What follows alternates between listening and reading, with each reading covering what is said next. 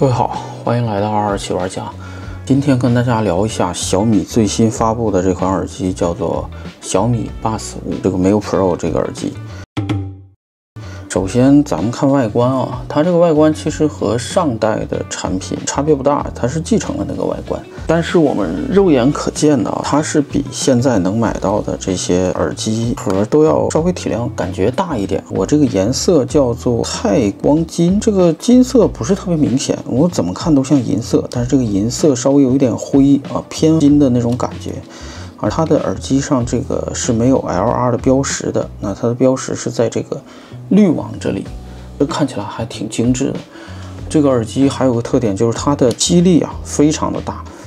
我们看这个一般的耳机可能不太会这样吸得住，然后我这样晃它也不会掉。不论这个苹果的哪一款耳机，磁力用的没有那么大啊。为什么呢？就是因为这种耳机呢，它是这样往上放的，就是上开的这种。那小米呢是一直用这种侧开的方式，所以需要更大的磁力才能把它吸附得住。它这个侧开的这个真是非常的解压，力量非常的大，这个磁力掌握的刚好，就是其实它到这里之后有个临界点，然后它互斥它就会弹开，这里也是死死的不会晃的。那相比之下呢，这个 AirPods 是没有它那么大力气的。总的来说，其实这个耳机的手感啊，包括做工还是不错的。但是我发现一个小问题，就是我的这款呢，上面是这种电镀的这种亮光的，那下面这种亚光的部分呢，我大概也就用了4-5天的时间，这里就有这样的一个刮伤。我平时是把它跟手机放在一起的，那我怀疑可能是我手机壳的这个地方刮伤。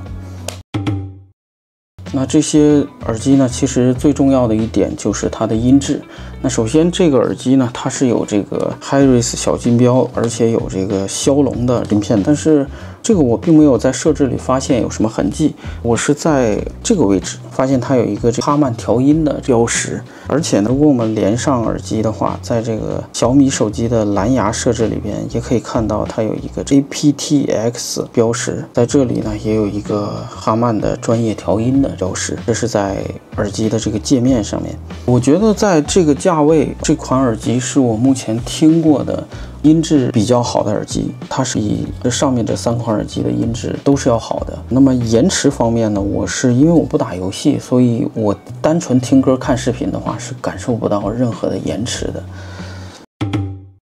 那这个耳机我为什么会用它呢？其实有一个最主要的原因，就是当我用 iPhone 的时候，有的时候我还是偶尔别人讲地址或者讲一些电话号码的时候，我是需要通话录音的功能，但是 iPhone 就不具备。这个耳机呢，它有这个通话录音的功能。当我们把耳机连接到 iPhone 手机的时候，我们可以看见在这个录音里，它有这个左右耳的录音，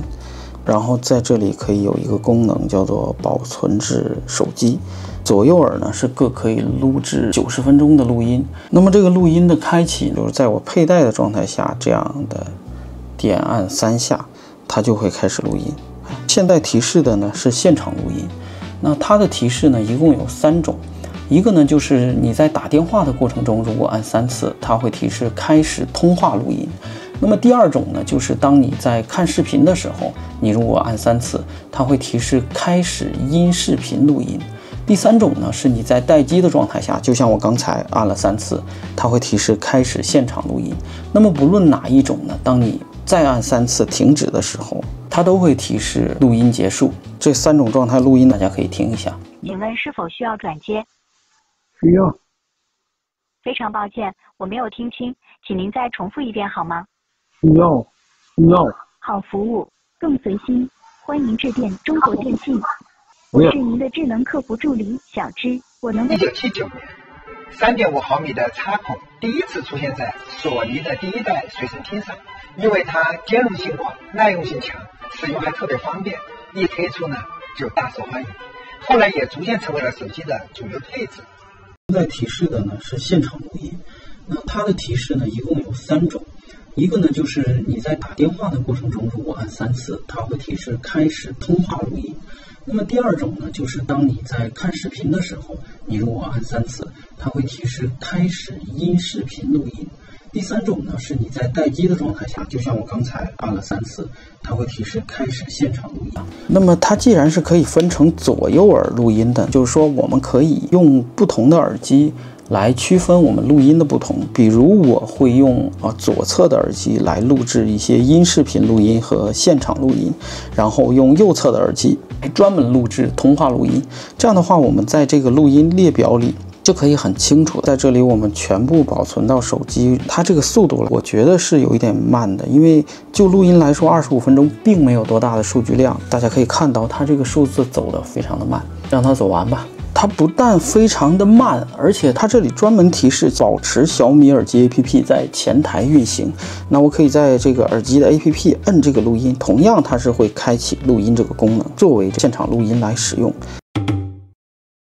它的空间音频的这个功能，它是分成沉浸声和场景渲染。总的来说，就 iPhone 上的体验来说呢，它的空间音频是不如 AirPods Pro 2和 AirPods 3的2个支持空间音频的苹果耳机啊。在苹果特别是如果你用苹果的听歌的软件，就 Apple Music 的话它的效果是会比小米这个好一些的但它的好处呢是有一个独立的这样的一个空间音频的功能，并且它有头部追踪，所以如果我们在家里看电视，或者是使用一些其他，比如打游戏用游戏机，它是可以有更好的效果的。总的来说，它的空间音频呢，还是和上一代的小米8四 Pro 是一样的，差不多的效果，还是一个很实用的功能。它还有一个特殊功能，我认为是非常的实用，就是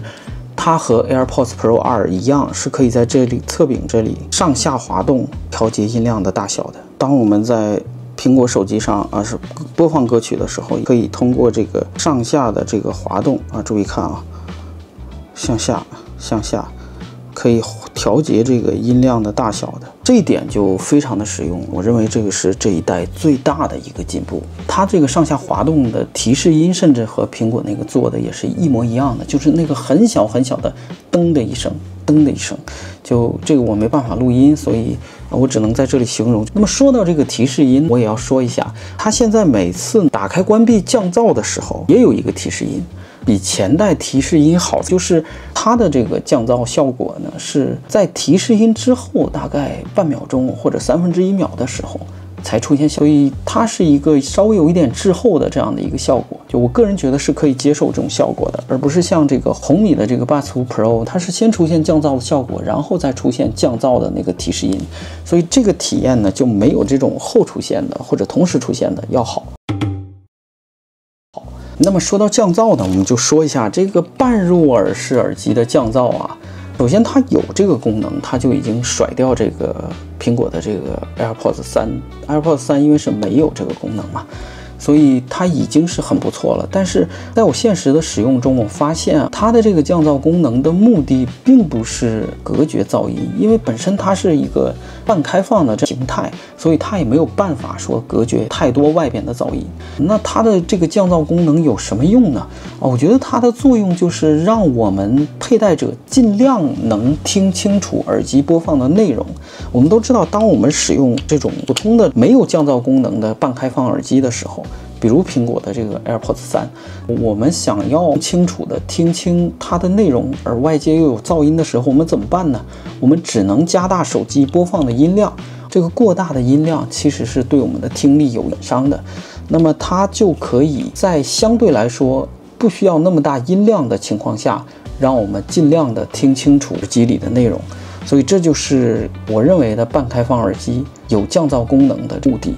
那如果你购买它的目的是想要在乘坐一些交通工具，飞机高铁的时候隔绝噪音的话，那么我劝你还是买这种入耳式的降噪耳机，它的隔绝的效果会更好。那如果你像我一样，就是想要在平时的时候佩戴，那我是很推荐这种半开放的耳机，因为它确实佩戴的感觉会比入耳式要舒适的。